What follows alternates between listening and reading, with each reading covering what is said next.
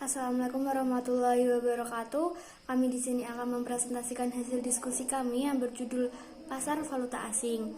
Di sini kami beranggotakan yang pertama Anissa Finka, NIM 058, yang kedua Winda Amalia, NIM 073, yang terakhir saya sendiri, Rizka Suci Amanda, NIM 077. Yang pertama adalah pengertian pasar valuta asing.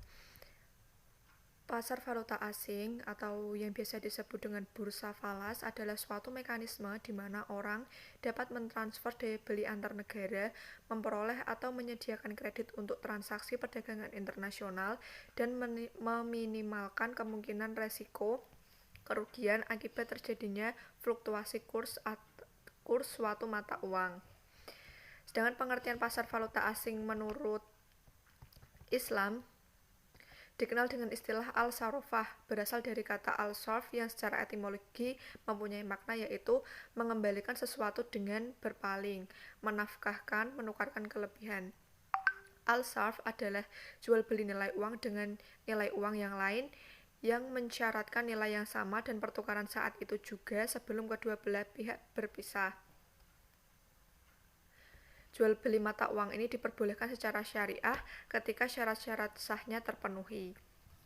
Yang kedua adalah tujuan pasar valuta asing.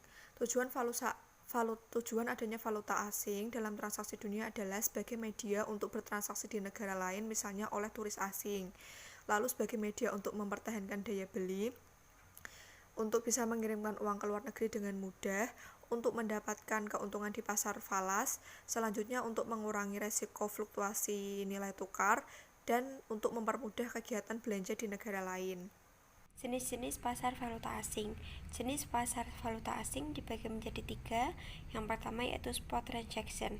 Spot transaction adalah transaksi dalam falas yang dilakukan dengan segera atau jangka waktu maksimal 2 hari setelah tanggal dibuatnya kontrak. Pada transaksi ini nilai kurs ditentukan pada saat tanggal kontrak. Dalam spot transaction ini terdapat 3 jenis transaksi. Yang pertama yaitu cash, yang kedua adalah tom atau tomorrow, di mana pengiriman dilakukan pada hari berikutnya. Yang ketiga ada spot, yaitu pengiriman diselesaikan dalam jangka waktu 2 hari. Yang kedua yaitu forward transaction. Forward transaction adalah transaksi dalam valuta asing yang dilakukan pada tanggal tertentu yang telah disepakati. Pada transaksi itu, kurs ditentukan pada saat terjadinya kontrak.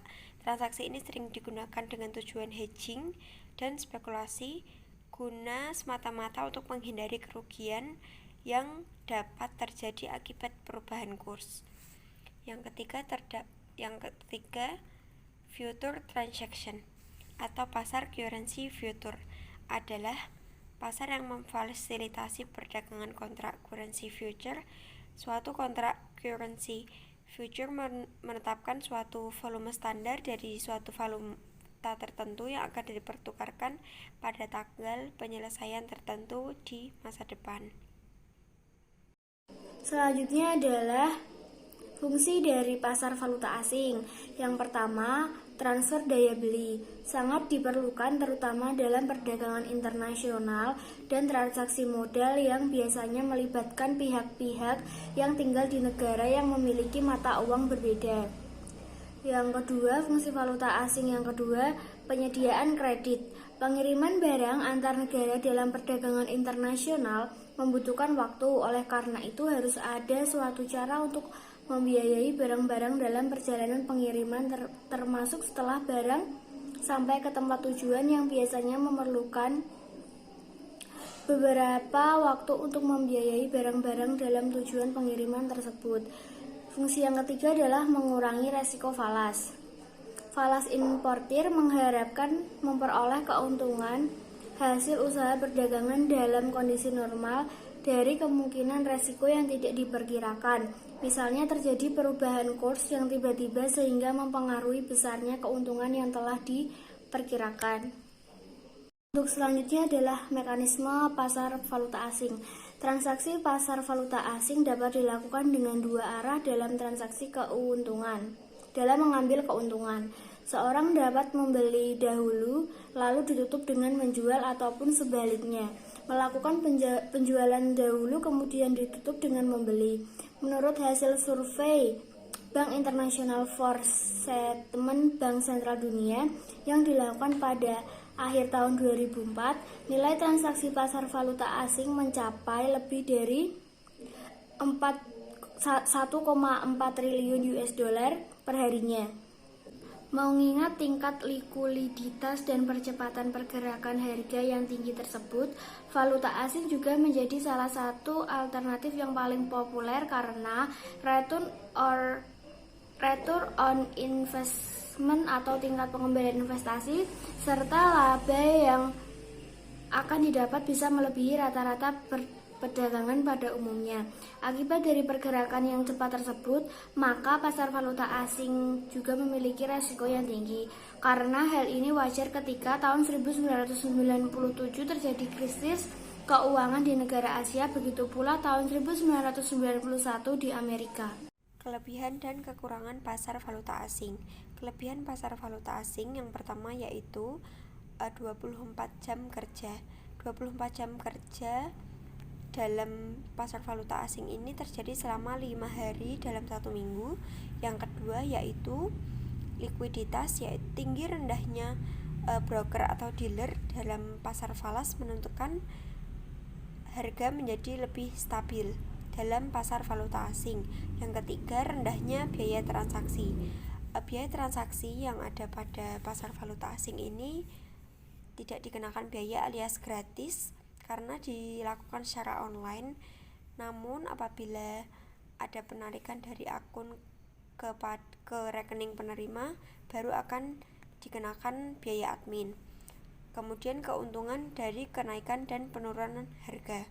Trading dapat menarik keuntungan dari selisih antara harga beli dan harga jualnya. Yang kelima yaitu fungsi leverage. Dengan modal yang relatif kecil dapat menghasilkan keuntungan yang jauh lebih besar, namun diikuti dengan resiko yang besar pula. Kelemahan pasar valuta asing. Yang pertama, resiko kurs pertukaran. Kurs pertukaran ini timbul akibat adanya naik turun nilai tukar atau kurs valuta asing. Yang kedua, resiko negara asal. Resiko ini muncul akibat adanya campur tangan pemerintah yang mata uangnya diperdagangkan pada pasar valuta asing.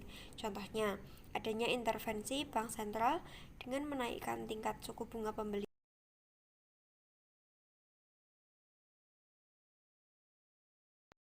Yang selanjutnya adalah faktor yang mempengaruhi kurs valuta asing. Yang pertama ada tingkat inflasi. Tingkat inflasi diukur menggunakan harga umum, angka deflator, indeks harga umum, harga pengharapan, dan indeks dalam dan luar negeri. Yang kedua adalah jumlah uang beredar. Jumlah uang beredar adalah uang yang berada di tangan masyarakat. Jumlah uang beredar merupakan penawaran uang. Jumlah uang beredar merupakan jumlah seluruh uang kartal yang dipegang anggota masyarakat dan uang giral yang dimiliki oleh perseorangan pada bank-bank umum. Yang ketiga adalah pendapatan nasional. Produk nasional bruto atau gross national product adalah konsep yang mempunyai arti yang bersamaan dengan GDP, tetapi memperkirakan jenis-jenis pendapatan yang sedikit berbeda. Dalam menghitung pendapatan nasional bruto, nilai barang dan jasa yang dihitung dalam pendapatan nasional hanyalah barang dan jasa yang dihitung dalam barang dan jasa yang diproduksikan oleh faktor-faktor produksi yang dimiliki oleh warga negara dari negara yang pendapatan nasionalnya dihitung. Yang selanjutnya adalah posisi neraca pembayaran internasional Indonesia atau BOP. Posisi BOP akan sangat berpengaruh terhadap pergerakan nilai tukar mata uang domestik terhadap mata uang asing. BOP mencerminkan arus uang masuk dan keluar dari suatu negara. BOP surplus mencerminkan adanya aliran valuta asing yang masuk dalam perekonomian negara tersebut, baik melalui transaksi barang dan jasa maupun aset, sehingga menyebabkan bertambahnya valuta asing di negara tersebut dan mengakibatkan terjadinya apresiasi mata uang domestik terhadap mata uang asing. Sekian presentasi dari kelompok kami, kurang lebihnya mohon maaf. Wassalamualaikum warahmatullahi wabarakatuh.